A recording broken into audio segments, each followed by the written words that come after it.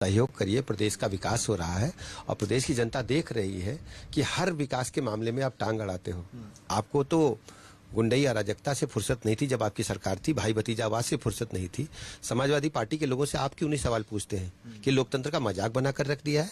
पूरा खानदान एक ही कमरे में सरकार चलाने की बात करता है, पार्टी चलाने की बात करता है। आप जरा पूछिए उनसे। उनके कुछ विधायक आज जंजीरों में जकड़ कर आए, कुछ एक अस्थि लेकर आ गए। वो नाटक करते हैं, कोई मतलब नहीं, केवल नाटक करते हैं। अच्छा, अब भाषाओं को बड़ा प्रयोग हो रहा है। ब्रजेश पाठक जी कौन सी भाषा में जो है बोलेंगे? अवधी, ब्रज? अपनी मातृभाषा को सबको सम्मान करना चाहिए और बच्चा जब पैदा होता है, माँ जिस भाषा में बोलती है उस भाषा में यदि सदन में कार्रवाई में प्रतिभाग करने का अवसर माननीय अध्यक्ष जी ने प्रदान किया तो हम सबके लिए खुशी का सब्जेक्ट है, खुशी का विषय है। और इसमें समाजवादी पार्टी को अपने गिरेबान में झांकना चाहिए किस प्रकार से क्षेत्रीय भाषाओं का विरोध करने पर और हिंदी जो हमारी मातृभाषा है उसके विरोध पर, वो उर्दू की बात करते हैं, किस प्रकार की गंदगी उनके मन में भरी हुई है। प्रतिपक्ष कह रहे हैं अंग्रेजी शामिल कर रहे हैं तो उर्दू भी शामिल कर लीजिए। गलत है ये समाजवादी पार्टी पूरी तरह से एक्सपोज हो चुकी है। तो देख सकते हैं ये मुख्यमंत्री हैं और कह रहे हैं कि समाजवादी पार्टी एक्सपोज हो गई है और इस तरह की बातें करना क्षम्य है। कैमरामैन गौरव के साथ समर्थ श्रीवास्तव, लखनऊ आज तक। आइए हम इस समय आपको सीधे लखनऊ समर्थ श्रीवास्तव हमारे संवाददाता के पास लिए चलते हैं। समर्थ, ये मामला आज ही का था खत्म या अब आगे भी बढ़ेगा? क्या लगता है आपको दोनों की तरफ से?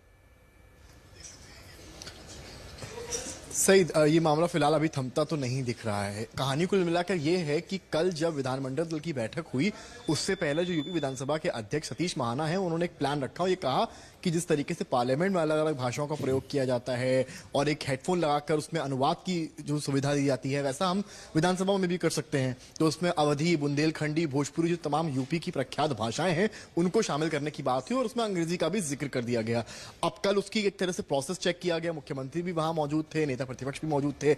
लेकिन आज जब इस तरह की बात हुई तो नेता प्रतिपक्ष जो है माता प्रसाद पांडे, उन्होंने ये कहा कि आप अंग्रेजी को विधानसभा में क्यों शामिल कर रहे हैं। हालांकि प्रस्ताव अभी पारित नहीं किया गया है कि पारित होना है, लेकिन माता प्रसाद पांडे ने कहा कि आप अगर अंग्रेजी को शामिल कर रहे हैं तो फिर आप उर्दू को भी शामिल कर लीजिए। इसमें सामने बैठे मुख्यमंत्री योगी आदित्यनाथ जो हैं वो खड़े हो गए और उन्होंने सीधा कटाक्ष समाजवादी पार्टी पर करा और ये कहा कि समाजवादी पार्टी नहीं चाहती है कि कोई आगे बढ़े, वो केवल और केवल राजनीति करना चाहते हैं। उन्होंने कटमोल्य शब्द का भी उपयोग किया। उन्होंने तमाम और बातें भी यहां पर कहीं कि समाजवादी पार्टी के नेता अपने बच्चों को तो अंग्रेजी के कॉन्वेंट में पढ़ाते हैं, लेकिन जब सामने वाले की बात होगी तो वो उन्हें अंग्रेजी की बात नहीं करना चाहते और कह रहे हैं कि उर्दू सिखाया जाए। हालांकि माता प्रसाद पांडे ने फिर एक बार उठे वहां पर सदन में और उन्होंने ये कहा कि मेरा विरोध अंग्रेजी को लेकर है। उतने में सुरेश खन्ना जो वित्त मंत्री उत्तर प्रदेश के हैं उन्होंने ये कहा कि अंग्रेजी भी लोगों को आनी चाहिए। जब बच्चे यहां से विदेश जाते हैं तो उनको अंग्रेजी भी आनी चाहिए, हिंदी भी आनी चाहिए।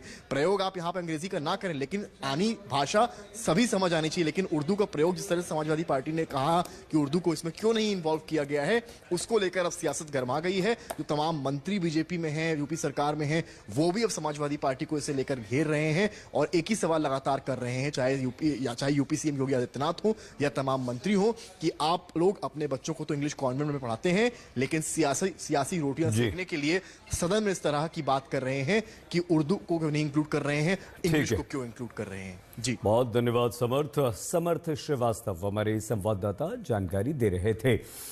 उत्तर प्रदेश विधानसभा में आज बजट सत्र की शुरुआत काफी हंगामेदार रही। समाजवादी पार्टी ने कई मोर्चों पर बीजेपी का विरोध किया। महाकुंभ में हादसे और इंतजाम को लेकर समाजवादी पार्टी ने अस्थि कलश के प्रतीकों के साथ प्रदर्शन किया। अमेरिका से जंजीरों में भेजे गए अवैध प्रवासी भारतीयों को लेकर जंजीरों में खुद को जकड़कर भी समाजवादी पार्टी ने प्रदर्शन किया और बजट पर भी उनका विरोध पोस्टर्स के साथ देखा गया। लेकिन सबसे बड़ा हंगामा हुआ महाकुंभ को लेकर। महाकुंभ में भगदड़ को लेकर समाजवादी पार्टी और बीजेपी के बीच जबरदस्त जुबानी युद्ध हुआ। समाजवादी पार्टी यूपी सरकार से महाकुंभ में मृतकों के आंकड़े जारी करने की मांग कर रही है। समाजवादी पार्टी के शिवपाल यादव ने कहा कि यूपी सरकार असंवेदनशील सरकार है। व्यवस्था आस्था के नाम पर सरकार पूरी तरह से फेल है। जो घटना घटी कुंभ में उसके सही आंकड़े नहीं दिए गए। उधर यूपी के मंत्री दयाशंकर सिंह ने सनातन विरोधी बताकर समाजवादी पार्टी पर पलटवार किया है। ये असंवेदनशील सरकार है और आज तक मैंने इतनी असंवेदनशील सरकार नहीं देखी है। ये ढोंगी सरकार है केवल सरकारी धन का दुरुपयोग कर रही है। 144 साल का जिक्र होता है। देखिए, अगर 144 साल का जो जिक्र हुआ है ग्रंथों में कहीं नहीं है, अगर कहीं है तो ये बताएं। तो केवल पीआर बढ़ाने के लिए इन्होंने इस तरीके का सरकारी धन का दुरुपयोग किया है, तो इनको इस्तीफा दे देना चाहिए। यूपी के कैबिनेट मंत्री दयाशंकर सिंह ने महाकुंभ की व्यवस्थाओं पर समाजवादी पार्टी के प्रश्नों पर करारा उत्तर दिया। आईएसएक से बातचीत में दयाशंकर सिंह ने कहा कि महाकुंभ दुनिया का सबसे बड़ा आयोजन है। इस महाकुंभ पर हमें गर्व करना है। सनातन विरोधी ही केवल कमियां गिनाने और नेगेटिविटी फैलाने का काम कर रहे हैं। दुनिया के सबसे बड़ा ये धार्मिक आयोजन है, ये इस पर हम सबको गर्व होना चाहिए। इसमें हम सब क्या और सहयोग कर सकते हैं, इस पर चर्चा होनी चाहिए। केवल कमियां ढूंढना एक तरह से हम अपनी जो हमारा गर्व करने वाला जो विषय है उसको ये निगेटिविटी फैलाना, ये मैं कह सकता हूं कि भारतीय संस्कृति को ये जो नहीं मानने वाले लोग हैं, जो सनातन को नहीं मानते हैं, ये ऐसे लोग हैं जो वोट की राजनीति से डरते हैं। उनको ये डर सता रहा है कि ये पूरे देश एक तरफ चल पड़ा है। आप कुंभ में जाकर के देखिए, ऐसा नहीं है, आप पूरे देश निकल पड़ा है। और जो आशा थी उससे कई गुना ज्यादा जो है लोग आज कुंभ में आ रहे हैं। 27 वर्ष बाद सत्ता में वापसी कर रही बीजेपी दिल्ली में 2 दिन बाद होने वाले शपथ ग्रहण समारोह को शानदार बनाने में जुटी है। शपथ ग्रहण को लेकर अंतिम तैयारियां पूरी की जा रही हैं। बीजेपी नेता तरुण चुग को शपथ ग्रहण की तैयारियों का निरीक्षण करने वो पहुंचे और तरुण चुग ने इसकी जानकारी भी दी।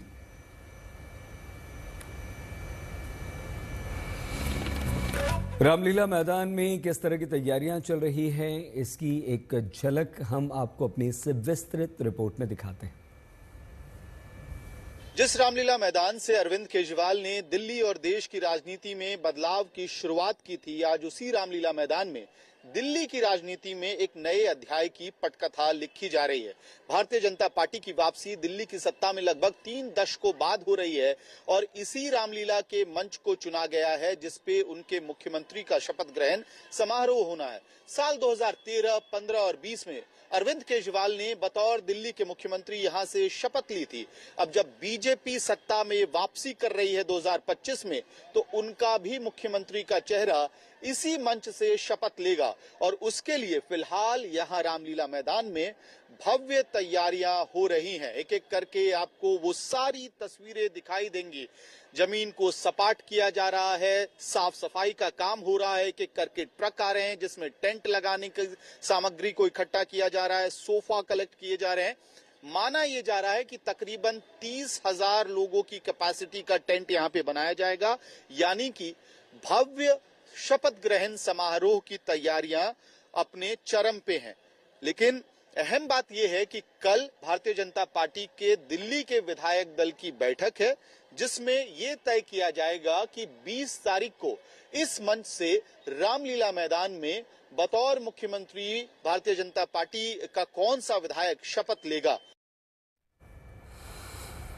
ये भव्य शपथ ग्रहण होगा। बीजेपी शासित प्रदेशों के मुख्यमंत्री, उप मुख्यमंत्री होंगे, मंत्री होंगे, केंद्रीय मंत्री होंगे। लेकिन इस समय एक बड़ी खबर हम आपको बता दें, दिल्ली के चुने हुए विधायकों के साथ दिल्ली में एक बेहद महत्वपूर्ण बैठक चल रही है। शपथ ग्रहण समारोह को लेकर बीजेपी की महत्वपूर्ण बैठक है। तो क्या इसी बैठक में तय होगा सीएम का नाम? क्या और मन टटोला जाएगा? क्या इन विधायकों को कुछ कहा जाएगा? किसी तरह के दिशा निर्देश दिए जाएंगे? तैयारियों की समीक्षा तो हो रही है, लेकिन क्या बैठक में सिर्फ तैयारियों की समीक्षा हो रही है या सबसे बड़ा प्रश्न यहां पर भी सीएम का होगा? पीयूष मिश्रा हमारे संवाददाता हमारे साथ।